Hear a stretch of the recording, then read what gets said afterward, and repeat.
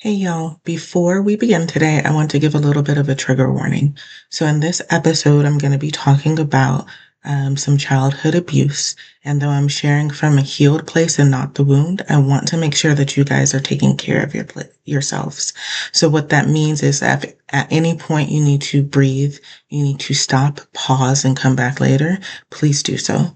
Um, I want you to know that your well being matters here, and it's important for you to take the space, take the break if you need it.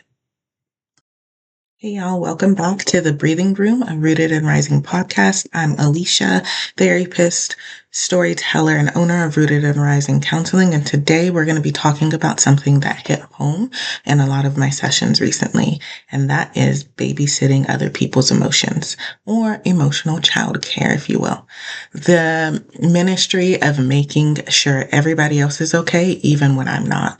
So let's breathe, let's be honest, and let's get into it. So, what is emotional babysitting? Emotional babysitting is when you take responsibility for feelings that are not yours. Somebody is disappointed, you feel like you need to fix it. Somebody's mad, suddenly you're adjusting your tone, your behavior, your energy. Somebody's uncomfortable, you start shape shifting to keep the peace. Listen, you are a whole adult, not an emotional daycare provider. And I say this with love because so many of us were conditioned into this role early. We were raised to be the strong one, the glue, the nurturer, the peacemaker. But emotional babysitting doesn't start in adulthood, it starts way earlier.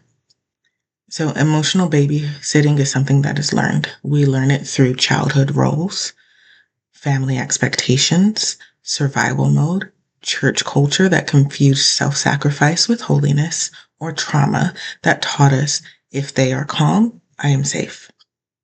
I want to pause right here and share something very real to me because this isn't just theory. When I was a child, I was abused. And even though I was the one being harmed, my biggest fear wasn't about what was happening to me. My biggest fear was what it would do to my mommy if she found out. I didn't want her to feel like she failed me. I didn't want her to feel like it was her fault. I didn't want her to blame herself. Um, I didn't want to be the reason she hurt. Somehow I made it my responsibility to protect her from those feelings.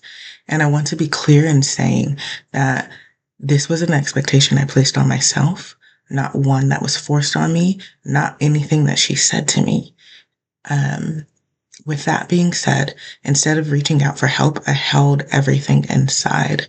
I coped by writing poetry because that was the only place that seemed safe to let my pain breathe. And one day my mom found one of those poems. She asked, she opened the door for honesty, and y'all, I lied to her. Not because I didn't trust her, but because I wanted to protect her emotions more than I wanted to protect my safety.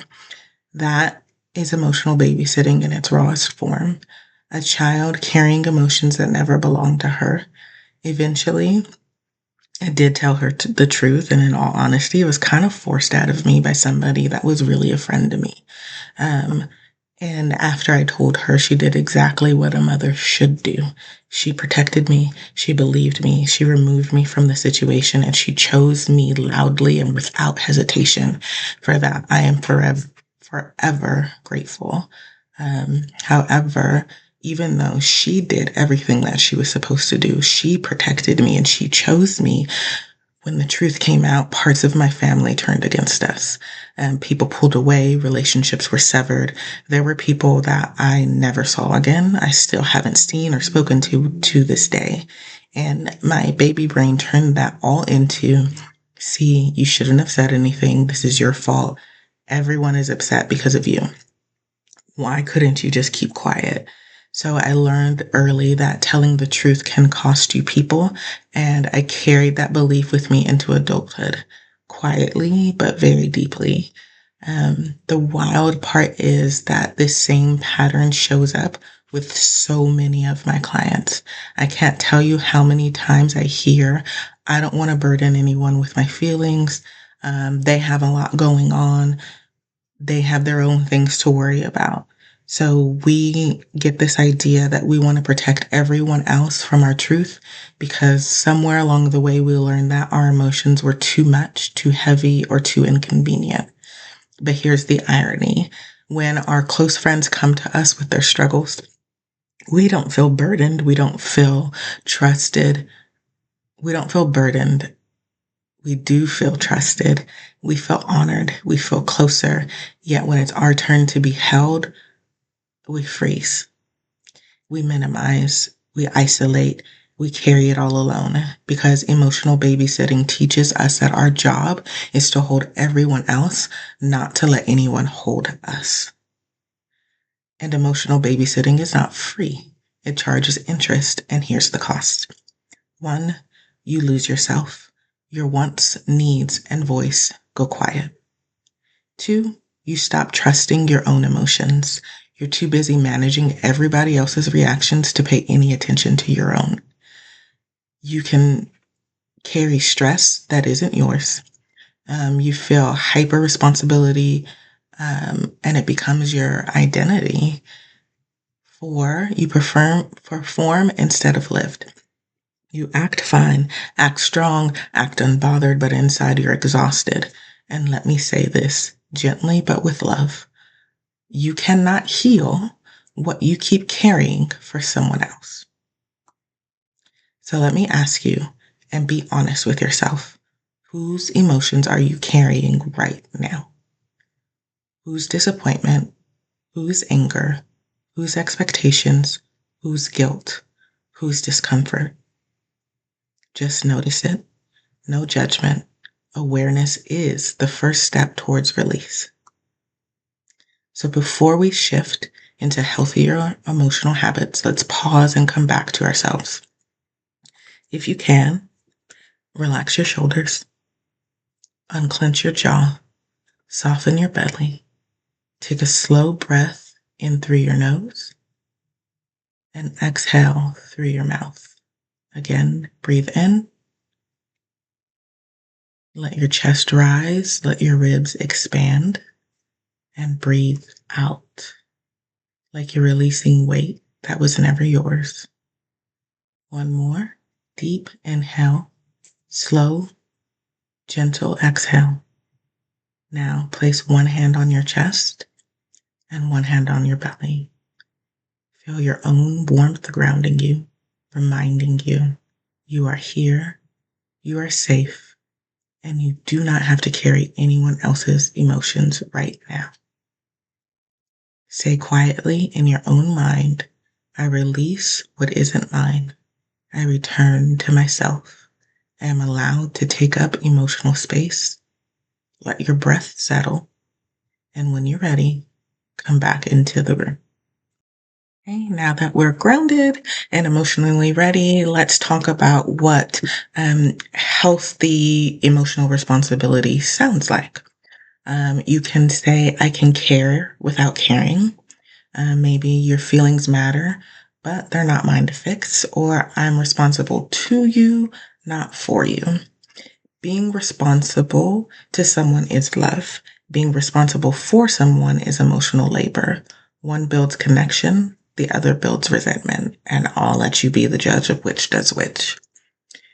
Here's what choosing differently can look like.